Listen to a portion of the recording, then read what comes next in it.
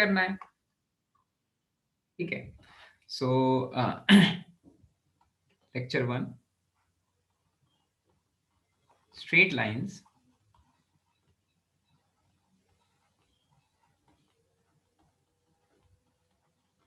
अब पहला क्वेश्चन तो मेरा अथर्व से ही है, ये शायद मैंने आपसे काफी पहले भी पूछा होगा।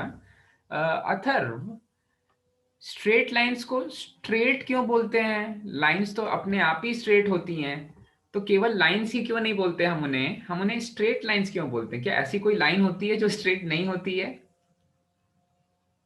थोड़ा मुश्किल क्वेश्चन है, पर ये ट्रिक कर्व क्वेश्चन लाइन, है।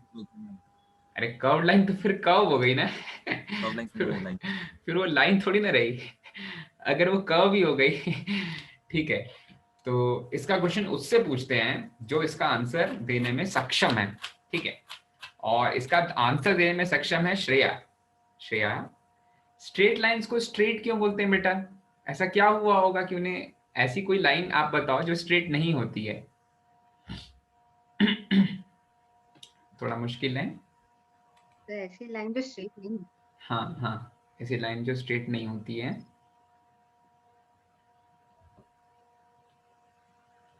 मैं काफी पहले आपको इसका तो एग्जांपल सारे बताया ही था। लाइन स्ट्रेट होते हैं ना हाँ, सर? फिर और स्ट्रेट, इज इट विद फिर स्ट्रेट क्यों बोल रहे हैं? Anything to do with direction? No अरे anything to do with its theta और समथिंग नहीं आर साइन? नहीं, ऐसा कुछ नहीं होता। देखो मैं बताता हूँ आपको। पहले तो स्ट्रेट लाइंस को स्ट्रेट क्यों बोलते हैं? क्योंकि कुछ ऐसी लाइंस होती हैं जो स्ट्रेट नहीं लाइन होती। मतलब वो दैट इज हाँ, तो ऋषिकेश ये क्या है? Sir actually that small line and everything is a line, straight line मतलब which is straight. Everything is a line. Okay okay. Straight So how is line that? is something which has only two endpoints. अच्छा, ऐसा ऐसा कुछ, okay ठीक है। ऋषिकेश ये क्या है? So that is a line which is curve. हाँ, जो लड़कियां होती हैं वो आई लाइनर लेती हैं, ठीक है। आई लाइनर लेती हैं, ठीक है। अब आई लाइनर कोई थोड़ी ना आई आई का वो जो भी पाथ ट्रेस करता है, ये थोड़ी ना स्ट्रेट होता है। तो ये ट्रिक क्वेश्चन था जिसका आंसर आप नहीं दे पाए, आप फंस गए। आप ऐसे करके आई लाइनर लगाते हो ना, ठीक है, तो लाइनर कैसे हुआ? वो तो कर्व हो गया। ठीक है सुज्ञान, माना कि काफी खराब जोक था, पर ये डाउट अभी भी पर्टेन करेगा, परसिस्ट करेगा कि भाई स्ट्रेट लाइन, ऐसी कौन सी लाइन है जो स्ट्रेट नहीं होती है? तो आई लाइनर वाली जो लाइन बनाते हो आप, वो लाइन स्ट्रेट नहीं होती है, ठीक है। याद रखना इसको, काफी इंपॉर्टेंट है ये आगे आने वाले चैप्टर्स के लिए, ठीक है। ओके फाइन, चलो इसके बाद जो छोटी छोटी चीजें हमने ऑलरेडी पढ़ी हुई हैं उससे स्टार्ट करेंगे। तो आज हम केवल पढ़ना है आज बेसिक्स, या फिर मैं बोलूं ज्योमेट्री। केवल कोऑर्डिनेट ज्योमेट्री भी अभी शुरू नहीं कर रहा हूं मैं, बस ये जानना चाहता हूं कि आपको कितनी ज्योमेट्री ऑलरेडी आती है, ठीक है। Okay fine. तो दुनिया के सबसे छोटे क्लोज्ड फिगर से शुरू करते हैं। सबसे छोटा क्लोज्ड फिगर कौन सा हो सकता है भाई? ट्राइंगल, ठीक है। और ट्राइंगल के भी कई टाइप्स होते हैं। तो ट्राइंगल के जो टाइप्स होते हैं उसमें एक ट्राइंगल से शुरू करते हैं जिसको हम सभी पहले से जानते हैं, इक्विलैटरल ट्राइंगल।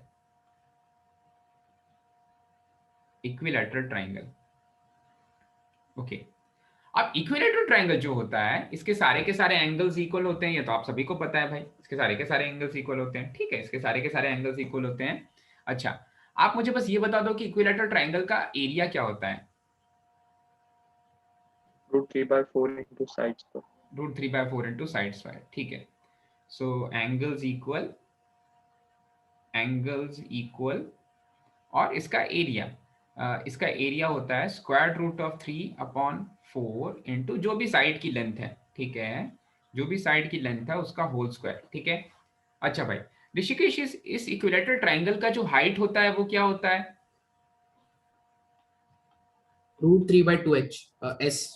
√3/2 इंटू साइड, ठीक है, √3/2 इंटू साइड। और शायद आप ट्राइंगल्स की एरिया यूजिंग हीरोन्स फॉर्मूला भी निकाले होंगे बचपन में, ठीक है। सो इक्विलैटरल ट्राइंगल तो बहुत क्लियर है, इसके बारे में इतना ज्यादा कुछ डिस्कस नहीं करना है, ठीक है। इक्विलैटरल ट्राइंगल के बारे में पहले सुना था ना आपने? समझने आपने सुना था ना? बहुत सारी चीजें ऐसी होती हैं जो हम सुनते तो हैं पर हमें पता नहीं रहता है, ठीक है।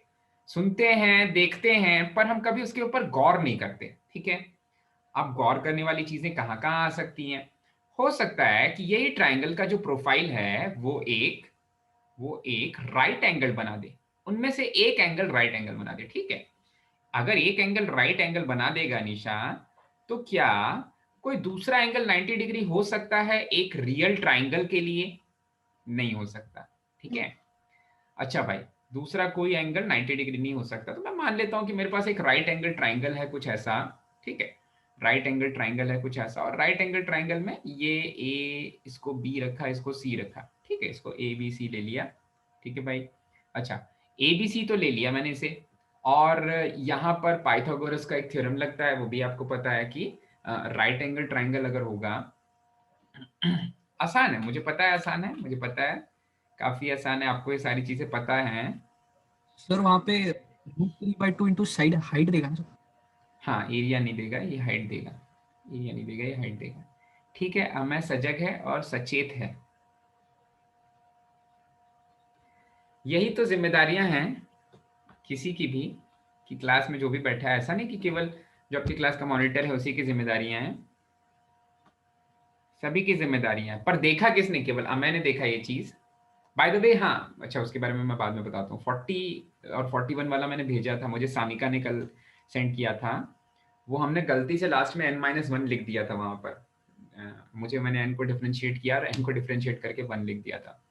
राइट एंगल ट्राइंगल की बात हो रही है, राइट एंगल्ड ट्राइंगल की बात हो रही है। अच्छा, राइट एंगल ट्राइंगल में कोई बहुत खास प्रॉपर्टी नहीं है, आपको एक प्रॉपर्टी याद रखनी है, जो एक प्रॉपर्टी आपको राइट एंगल ट्राइंगल में याद रखनी है, वो है कि पाइथागोरस थ्योरम, ठीक है, AC² plus BC² is AB²।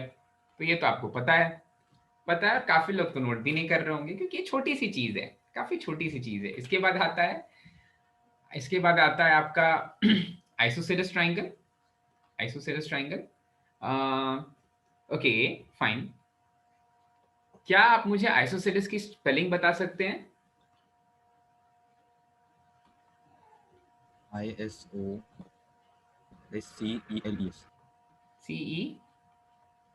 CELES होता है। अगर एक मैथ टीचर को आइसोसेलेस की स्पेलिंग नहीं आएगी तो काफी ही खराब पढ़ाता है वो टीचर। तो मुझे प्लीज मदद कर दो, मैं सही स्पेलिंग लिख दूं। आयुष ऑफ कोर्स अंग्रेजी भाषा के विशेषज्ञ हैं। CELES है, ठीक है। आइसोसेलेस ट्राइंगल की अगर मैं बात करूं तो आइसोसेलेस ट्राइंगल की एक प्रॉपर्टी होती है जो आप सभी को पता है कि उसके अपोजिट जो एंगल्स होते हैं वो इक्वल होते हैं, ठीक है। अपोजिट एंगल्स के इक्वल होने की वजह से इसके अपोजिट साइड्स भी इक्वल हो जाते हैं, अच्छा, अब मैं इस आइसोसेलेस ट्राइंगल का पहले नाम दे रहा हूं। इसको नाम दिया A, इसको नाम मैंने दे दिया B, इसको नाम दे दिया C, और इस आइसोसेलेस ट्राइंगल का मैंने हाइट बना दिया। ये मेरे आइसोसेलेस ट्राइंगल का हाइट है, ठीक है। ये मेरे आइसोसेलेस ट्राइंगल का हाइट है। तो आपको पता है कि अगर मैं अपने आइसोसेलेस ट्राइंगल के किसी एक वर्टेक्स से जो एंगल इंक्लूड करता है, वो angle included by the equal sides, ठीक है। इक्वल साइड से बीच का जो एंगल बन रहा है, अगर उससे मैंने एक परपेंडिकुलर ड्रॉ किया, तो ये परपेंडिकुलर बाइसेक्ट करता है अपोजिट साइड को, ठीक है। अच्छा, अब ओके, ये ट्राइंगल बाइसेक्ट करता है अपोजिट साइड को। तो आपको क्या ये राज की बात पता है कि अगर मैं AB का स्क्वायर प्लस AC का स्क्वायर कर दूं तो मुझे क्या मिलेगा? AB का स्क्वायर प्लस AC का स्क्वायर कर दूं तो मुझे क्या मिलेगा?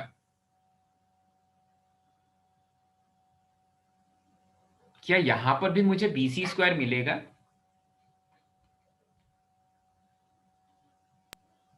नहीं, ये चीज तो राइट एंगल ट्राइंगल में होती है।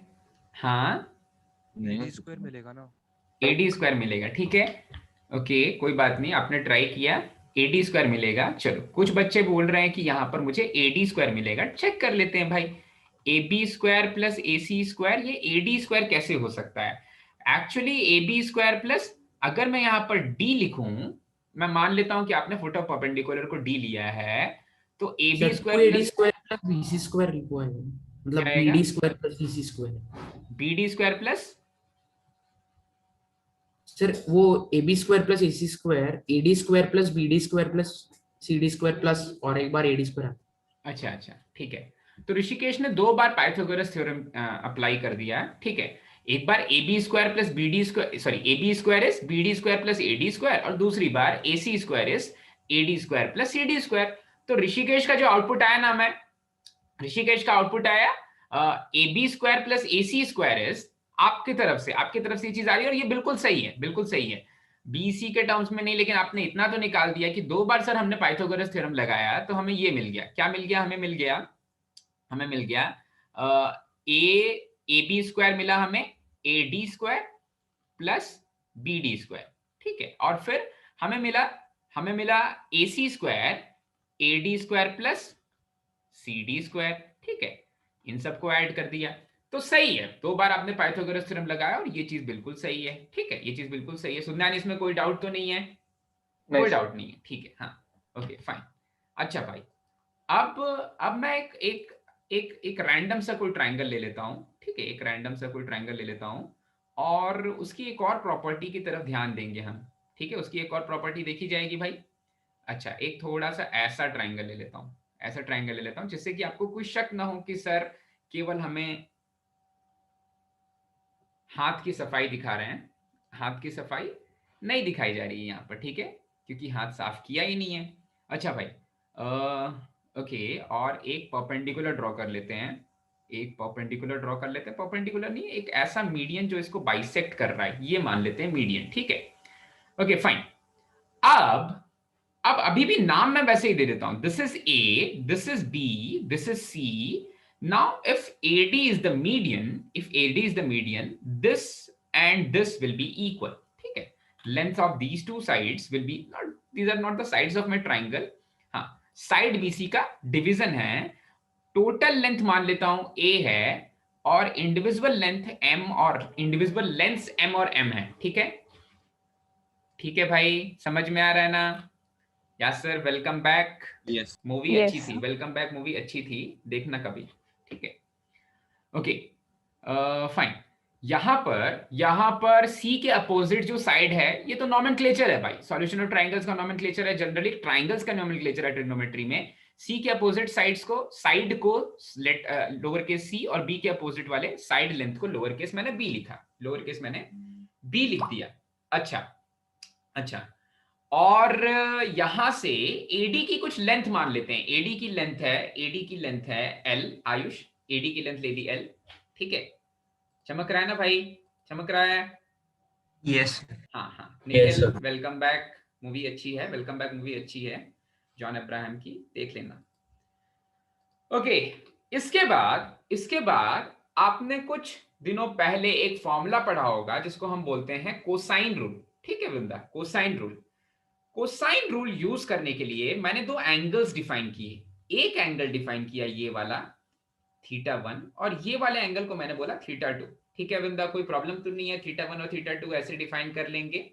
अगर आप चाहो तो कुछ और भी नाम रख सकते हैं। आप क्या चाहते हो? θ1 θ2 सही है? हाँ ठीक है, आप मान गए, सही है। अगर वो बोलती तो चेंज भी करता मैं, अनिरुद्ध मोरे, ठीक है। ओके, अब अगर मैं यहां पर यूज करूं कोसाइन रूल, ठीक है। तो कोसाइन रूल क्या बोलता है देखना।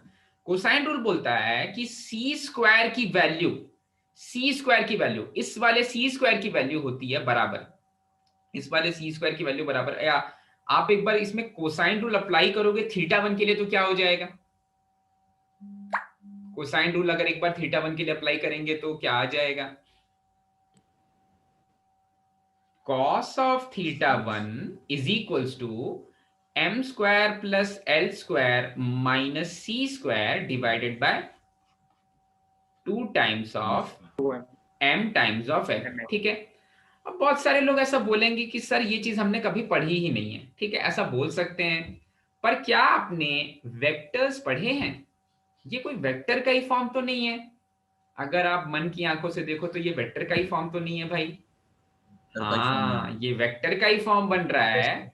अगर आप रिजल्टेंट जो वेक्टर है, ये जो सी स्क्वायर वाला पार्ट है, इसको मैं अलग कर दूं तो ये देखो सी स्क्वायर ऐसा मिल जाएगा, C square is M square plus L square minus 2ml cosine of angle theta 1।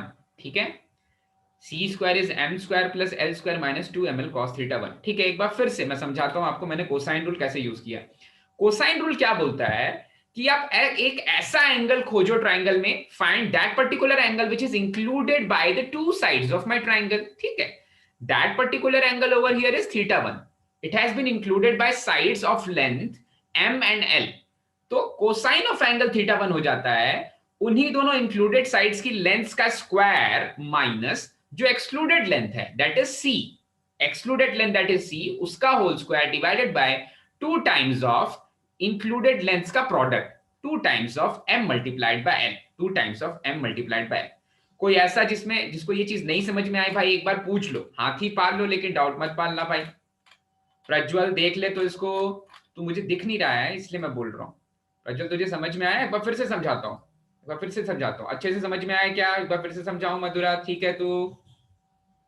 Yes sir. हाँ, प्रज्वल कहाँ गया? अरे ओम, ओम तू दिख नहीं रहा है? तू है ना क्लास में? हाँ सर। हाँ हाँ, कैसा है ओम? अच्छा हो सर। हाँ अच्छा है, काफी दिनों बाद मुलाकात हुई हमारी जूम पर। ठीक है, हाँ दिख गया, स्मार्ट भी लगने लग गया आजकल। ओके, कॉस ऑफ जो थीटा है, कॉस ऑफ जो इंक्लूडेड एंगल थीटा है, वो प्रोडक्ट ऑफ इंक्लूडेड साइड्स। आप बोलोगे सर इंक्लूडेड साइड्स का मतलब क्या होता है? वो साइड्स जो एंगल थीटा बना रहे हैं। ठीक है, तो कोसाइन ऑफ एंगल वो इंक्लूडेड एंगल थीटा हो जाता है इंक्लूडेड साइड्स की लेंथ का स्क्वायर, रिस्पेक्टिव लेंथ का स्क्वायर माइनस जो एक्सक्लूडेड साइड है उसका square divided by 2 times of included length की लेंथ का प्रोडक्ट। ठीक है, ये कैसे वेक्टर्स जैसा बिहेव कर रहा है अगर मुझे कोई बता देगा तो मुझे मजा आ जाएगा, और अगर नहीं भी बताएगा तो मैं अभी कोसाइन रूल जैसा कंटिन्यू करूंगा। कभी ना कभी हम आएंगे इस चीज पर, वेक्टर्स जैसा इसको ट्रीट करने। ठीक है, तो चलो भाई, ये कोसाइन रूल जैसे मैंने पहले वाले ट्राइंगल में अप्लाई किया वैसे ही अगर मैं दूसरे वाले ट्राइंगल में भी अप्लाई करूं। ठीक है, अब मन तो कर रहा होगा, ठीक है, मन तो कर रहा होगा अप्लाई करने का। ओके, तो वही सेम कोसाइन रूल अगर मैं दूसरे वाले ट्राइंगल में भी अप्लाई करूं, मेरी आवाज आ रही है ना? Yes sir. थोड़ा नहीं दिखेला है तो छोड़ दो। बहुत लोग ऐसे होते हैं जिनका, ठीक है चलो ज्यादा, जस्ट स्टॉप। अब नहीं आ रही होगी इनको आवाज। हाँ, ठीक है, स्पीड तो सही है।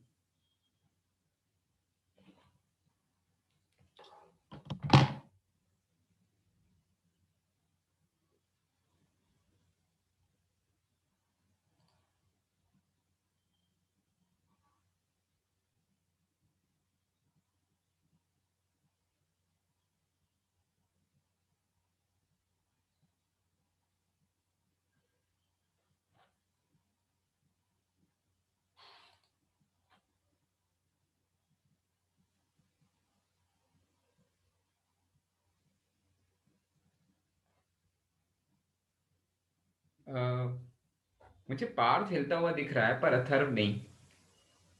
क्या ऐसा है क्या आप लोगों को भी अथर्व फ्रीज हो गया है क्या? नहीं, अथर्व फ्रीज तो नहीं है, अथर्व दिख तो रहा है। ठीक है, अब ये काम नहीं कर रहा है।